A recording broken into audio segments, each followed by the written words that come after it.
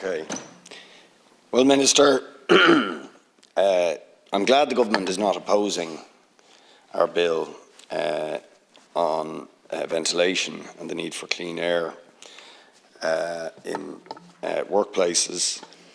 But we need more than that. We need a critical urgency in terms of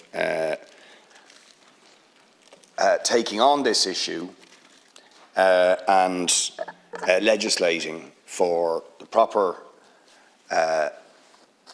level of ventilation and air filtration and clean air standards as an absolute matter of urgency. And, you know, there's two ways you can respond to a pandemic. Some of it is understandable when we're facing a new situation, that there's a lot of knee-jerk responses. We don't quite know what we're dealing with, and emergency measures taken at short notice are inevitable. But we're 2 years into this pandemic, and we've learned a lot. And one of the critical things we now know is that this is an airborne disease, and therefore the question of how we prevent the transmission of COVID-19 through the air is absolutely critical. And unless we address that, to put it in stark and simple terms, unless we address that, we're not going to bring this pandemic to an end. And the doom loop of restrictions and widespread illness, the threat to our hospitals being overrun, will continue. The facts on it are stark, and I want to really commend Orla Hegarty in particular for, if you like, pulling together the facts on this and championing the arguments around it. But, you know, she puts it pretty starkly when she says, given what we now know that this is an airborne disease, the way to tackle it is not about what individuals do. It's about what happens in buildings, right? And that's putting it very, very starkly. It's what's happening in buildings. And when you look closer at it, it really is stark. The concentration of cases of spread, of super spreading events in particular types of buildings. More than half of the people who died as a result of COVID-19 were infected in just 0.3% of buildings. I mean, that is really stark. Now, that allows us to target our approach to dealing with this virus if we absorb the significance of that fact. And other facts, if you like, further corroborate this point. Half of the cases in workplace outbreaks have been in just 150 buildings.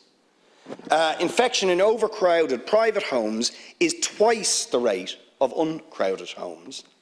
1 in 4 school buildings has had a COVID-19 index case in the last 4 months.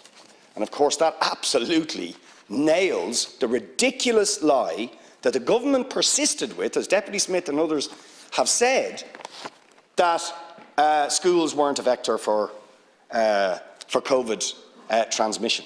It was ridiculous. Everybody knew it was ridiculous. We knew overcrowded spaces of any kind were places where transmission was taking place. And yet the government were persisted with this nonsense, and now we get a swing to the complete opposite end of the spectrum, where, if you like, all of the burden of trying to address the crisis is now being loaded on the schools. So it's all about the schools now. It wasn't happening at all in the schools apparently before, and now it's all about the schools.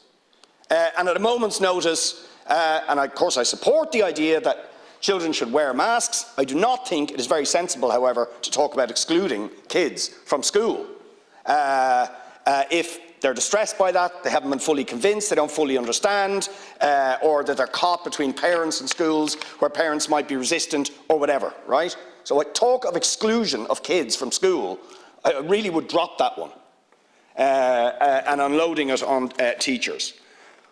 But of course, where now that we finally admitted schools are a setting in which the virus transmits and is likely to transmit for the obvious reasons, large numbers of people in buildings which are overcrowded, many of which are very, very poor quality buildings, many of which are prefabs, disgracefully, in some of the most overcrowded classrooms in Europe.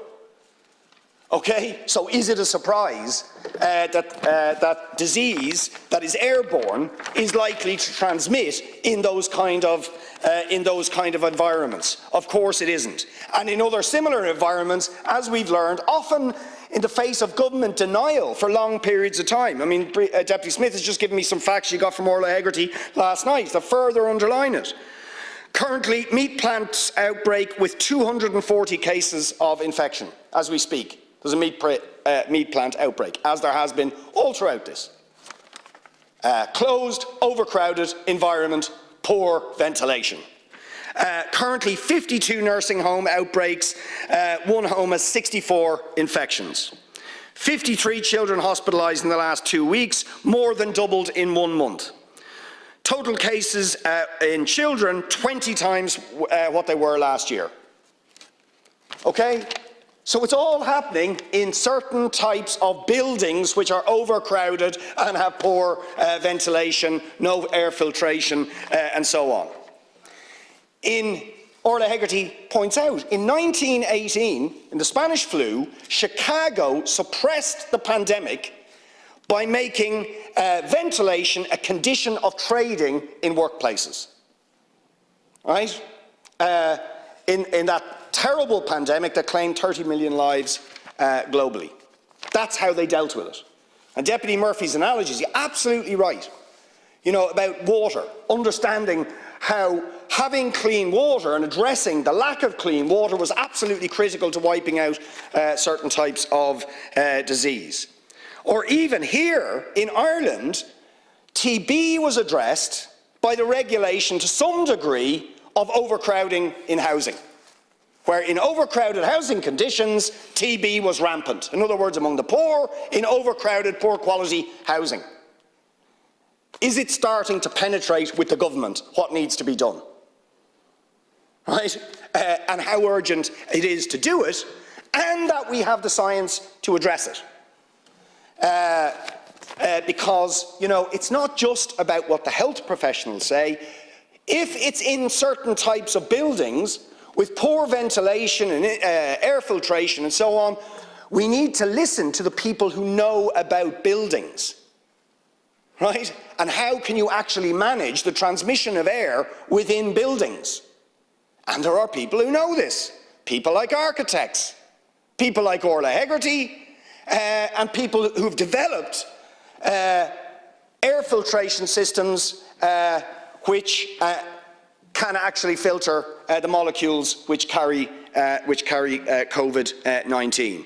Now, against that background, it is simply unbelievable that the minister, you know, in the midst of winter, when asked about this last night on television, says, why don't you put HEPA filters, you know, which aren't very expensive, we could put in every single school in the country, for €12 million. Germany has spent €200 million on HEPA filters, and the minister says, no, our advice tells us, well, I don't know what exactly his advice is telling him, but we're not doing it, but we'll open the windows. Right? And I mean, to be honest, some of the stuff that was sent out by Norma Foley about ventilation and opening windows in the depth of winter, if it's really cold, open the window slightly near where the radiator is one piece of advice. I mean, it's unbelievable stuff, right? So a choice for our kids between freezing in the cold or getting COVID-19 in an overcrowded situation. And, you know, added to that, by the way, let me know, it's not to do directly with air filtration and ventilation, the failure to maintain contact tracing, which of course is linked to the understaffing and resourcing of public health teams to follow it up. That's why you didn't do it. It was nothing to do with any public health sort of advice. It was because we hadn't properly got public health teams to follow up. Or temperature checks, by the way, just to throw in. Why aren't there temperature checks? When you go to certain radio stations in this city to do interviews, they have temperature checks when you go in. Why don't we have them in schools? But of course, quite critically, why don't we deal with overcrowding in schools? And My time is finished, but healthcare is the other big one. Hospitals, one of the worst hit groups are healthcare workers, who we need to combat that, and it's precisely because many of our hospital buildings are poorly ventilated, they're old, they need refurbishment, and because we haven't got proper protection of our healthcare workers. So I hope you get the message, Minister, and I hope you will progress action on this bill as soon as possible. If we don't address this issue, we will not get on top of COVID-19. Thank you.